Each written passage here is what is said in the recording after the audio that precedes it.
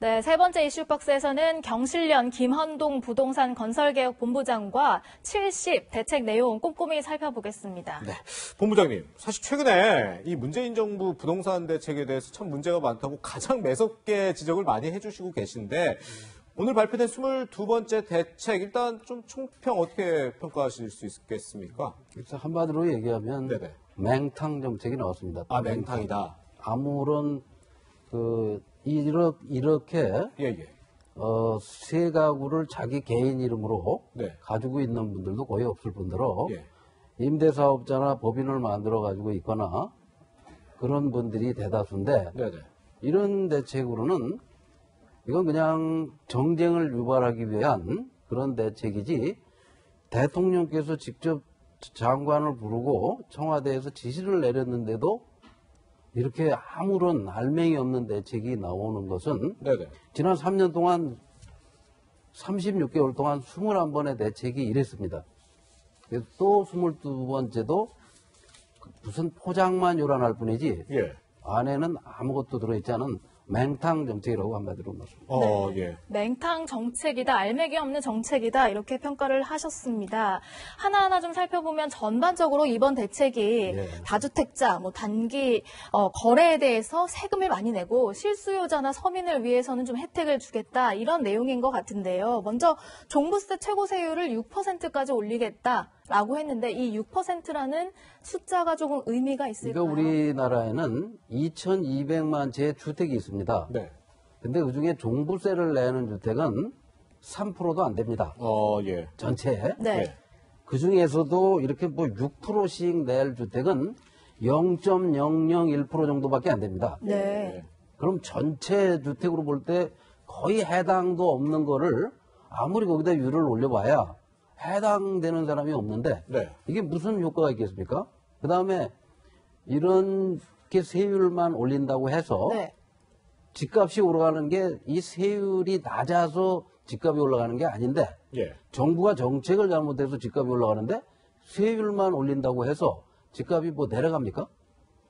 대충 내려갈 것 같습니까 혹시? 네. 이게 2005년 노무현 정부에서도 그랬고 예. 계속 대책을 내놓을 때마다 개인들에게만 이 세율도 재벌이나 이런 법인들은 예. 세율이 하나도 달라진 게 없습니다.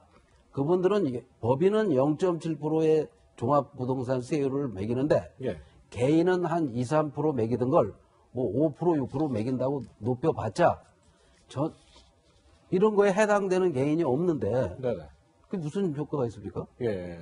그다음에 진짜 올려야 되는 법인이 가진 부동산에 예. 세율을 높여야 되는데 그걸 안 높이니까 연예인이나 이런 사람들도 요즘은 법인 만드는 게 한 10,000원만 있어도 법인을 만듭니다. 네. 법인 만들어가지고 법인 명의로 주택을 사거나 빌딩을 사거나 하면 세금이 개인보다 한 4분의 1로 줄어버립니다. 네. 그렇게 해서 다 빠져나가는데 이게 무슨 대책이라고 그걸 막고 법인을 개인과 같은 수준으로 높인다는 대책이 나왔을 때 실효성이 있는데 그런 대책은 없지 않습니까? 그런데 이 다주택 보유 법인에 대해 일괄적으로 6% 적용하고 취득세 최고세율 12%로 상향됐다고 하는데 이 부분은 큰 효과가 없네요. 보유세와 예. 취득세는 다릅니다. 그렇죠. 예. 취득세는 취득을 할 때, 그렇죠. 보유세는 보유를 할 때, 네. 그것도 취득할 어떤 사람이냐 개인 이름으로 자기 이름으로 세 채, 네 채를 살 때 예. 누가 그렇게 세금 많이 내는데 자기 이름으로 삽니까? 자기 부인 이름으로도 사고 부모 이름으로도 사고 자식 이름으로도 사고 네. 다 분산을 시키거나 법인을 만들어서 사거나 이렇게 다 피해가고 있어요 이미. 네네. 근데 이런 그 시장 실정을 모르는 네. 이런 대책은 그냥 보여주기식 대책이다. 네. 그렇습니다. 네.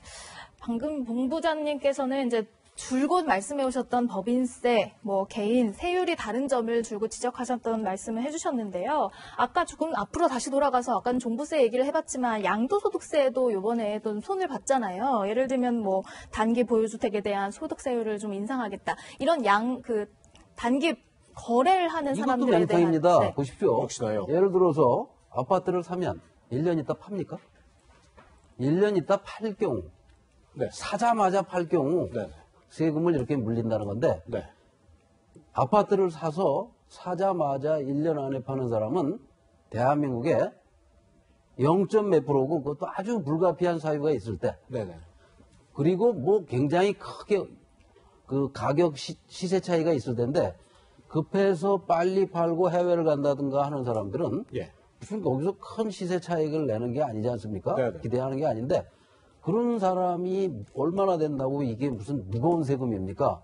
거의 발생 가능성이 없는 데다가 세율을 잔뜩 높여봐야 무슨 세수도 없고 아무것도 없는데 이런 그 보여주기식 대책을 내놓고 마치 굉장히 강력한 대책인 것처럼 네네. 포장을 해서 이게 국회에 가면 정부가 이렇게 던지면 국회에서 여야가 괜히 정쟁만 일으키다가 흐지부지 되게 만드는 그 무슨 의도된 정책이다. 네. 그럼 어쨌든 이 정부 같은 경우는 뭐 양도세 강화 방안을 뭐 내년 종합부동산세 부과일 2011년 6월 1일 그러니까 한 1년 정도 좀 유예하기로 했던데 그동안에 아무리 대책을 발표해도 그 부동산 가지고 있는 사람들이 그냥 버티고 있었는데 이번에도 별반 차이가 없을 거라고 보시겠네요? 그럼 예. 전혀 시장에 영향을 주지 않을 거고 예. 그리고 이거보다 굉장히 쉬운 방법이 있습니다. 예. 어떤 방법이 있을까요? 아파트 같은 경우 20억짜리 아파트는 네. 지금 12억으로 정부가 예. 과표를 정합니다. 그리고 이 서울역 앞에 가면 그 1억짜리 1조 원에 거래된 네네. 그런 빌딩 같은 거 예. 그런 거는 거래 금액의 한 30%밖에 이 공시 가격이 예. 책정되지 않습니다. 네네. 그렇게 잘못된 그 공시 가격과 공시 지가는 국토부 장관이 정하는 거니까 예. 그것만 고쳐도 세금이 2배로 당장 늘어나는데 예. 내년부터 그 아주 쉬운 것들은 할 생각을 안 하고 네. 아까도 말씀드린 대로 아파트를 샀다가 1년 안에 파는 사람은 70% 양도세를 양도 차익도 별로 생기지도 않겠지만 그런 사람이 없는 데다가 갖다 세금을 때리겠다. 네. 그 다음에 자기 혼자 이름으로 한 100억대의 아파트를 가진 사람 네. 그런 사람에게 세율을 높이겠다. 그런 사람이 거의 없는데 네. 그게 무슨 이 세금이 무슨 영향을 줍니까? 네. 이런 식으로 정부 이 문재인 정부가 내놓는 대책들은 예, 예. 다 아무 내용이 없는 지금 필요한 거는 예를 들어서 아파트 분양을 하는데 네. 공기업이 200만 원짜리 땅에다 500만 원짜리 건물을 줘서 예. 한 8, 900만 원에 분양을 해야 되는데 그걸 2천만 원에 분양을 해서 네. 공기업이 수천억씩 챙깁니다. 아파트 몇 가구를 팔아가지고 네네. 그거 1년에 한 수조 원씩을 챙겨가는데 시민들에게 바가지를 씌우는 거죠. 그러면 얼마나 폭리를 취했는지 공개하기 위해서는 분양원가를 공개하고 그런 폭리를 막기 위해서는 분양가 상한제를 철저하게 해야 되는데 네. 그런 대책이 나온 게 있습니까? 예. 없죠. 네네. 그 다음에 공공이 이 수도권에 택지 조성을 하면 거기는 논밭 임야 아닙니까? 네. 네. 그린벨트? 거기 한 200만 원짜리 땅에다가 600만 원짜리 건물을 지으면 800만 원, 700만 원에 분양을 해야 되는데 과천이나 이런 데 지금 2천만 원이 넘게 분양을 합니다. 네. 그럼 민간 건설업체가 아파트를 지어서 한 채에서 4억씩, 5억씩 내깁니다.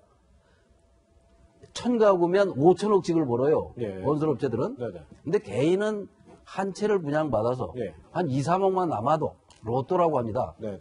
그렇죠? 예. 그런 말 많이 하지 않습니까? 로또를 줄이기 위해서 건설업체 이유는 수천억씩 챙기게 합니다. 네. 그러면 그건 어떻게 잡아야 되느냐? 분양 원가 공개와 분양가 상한제를 철저하게 시행해서 구청장이나 이 자치단체장이 통제를 하면 됩니다. 네네. 근데 그런 대책을 하겠다는 게 있습니까? 네. 없어요. 네네. 그런 대책을 안 하면 아파트 분양되는 게 높아서 아파트를 분양받는 사람이 바가지를 쓰고 그런 일이 반복되면 이 기존 아파트 값도 절대로 떨어지질 않습니다. 자꾸 올라갑니다. 지금 서울 아파트가 문재인 정부 들어서 3년 동안 네. 50%가 올랐습니다. 네. 근데 대통령은 10%, 14% 올랐다고 보고를 받아가지고 잘못 알고 계십니다. 네. 그래서 저희가 청와대 앞에 가서 예. 기자회견 하셨죠. 청와대 참모들이 가진 아파트가 예. 지난 3년 동안 장하성 정책실장, 김수현 정책실장이 가진 아파트는 10억씩 올랐다. 네. 네. 이낙연 국무총리가 3년 동안 가지고 있던 아파트도 3년 동안 10억이 올랐다. 네. 오늘은 국회의장께서 가지고 있는 아파트가 지난 3년 동안 23억이 올랐다. 네. 아파트 한 채에서. 예. 네. 본인들이 가진 아파트는 다 10억, 20억이 올랐는데 예. 그런 거에 대한 문제를 제거할 수 있는 정책을 내놔야 되는데 예. 그런 정책은 내놓지 않고 무슨 되지도 않는 있을 가능성도 희박한 예. 세금을 부과하겠다. 이런 정책으로는 이거 뭐 사람들이 조금만 지나면 이게 뭐가 맹탕인지를 금방 네. 알 거 아니겠습니까? 네, 네. 그러니까 문재인 정부는 대책만 내놓으면 한 달도 안 돼서 집값이 뜁니다. 네. 6월 17일 날도 대책을 내놨는데 네. 불과 일주일 만에 집값이 뛰니까 대통령께서 장관을 청와대로 불러가지고 대책을 다시 세우라고 하지 않았습니까? 예. 그렇게 해서 만들어진 대책이 또 이 모양입니다. 네. 네. 근데 본부장 안 그래도 지금 뭐 박병수 국회의장 얘기를 해 주셨는데 오늘 오전에 국회에서 기자회견을 하기도 했더라고요. 예, 제가 이 했습니다. 예. 그 아파트 논란에 대해서요. 이거에 대해서 좀 답변이 왔나요? 그래서 그 답변이 온 게 아니라 예. 우리가 답변을 유발한 게 아니고 네. 우리가 7월 7일 날 그 민주당사 앞에 가서 예. 민주당이 그 총선에서 네. 다주택자가 집을 팔기로 서약을 했습니다. 네, 그렇죠. 그래서 서약서를 좀 달라. 예. 서약서 좀 보여달라. 네. 했더니 국회의장께서 갑자기 자기는 집이 하나밖에 없는데 왜 두 개라고 하냐. 네. 총선 당시에는 두 개였습니다. 예. 근데 우리가 발표는 7월 7일 날 했으니까 그 사이에 변동이 있었던 것 같아요. 네. 그래서 이제 본인이 그 보도자료를 내서 해명을 하셨는데 예. 한 채밖에 없는데 왜 우리가 나보고 두 채라고 하느냐. 예, 그래서 해명을 했는데 알고 보니까 그 총선에 나오셨을 때는 두 채였는데 아들에게 증여를 했죠. 그때. 예, 아들한테 5월 달에 증여를 했답니다. 네. 한 채를.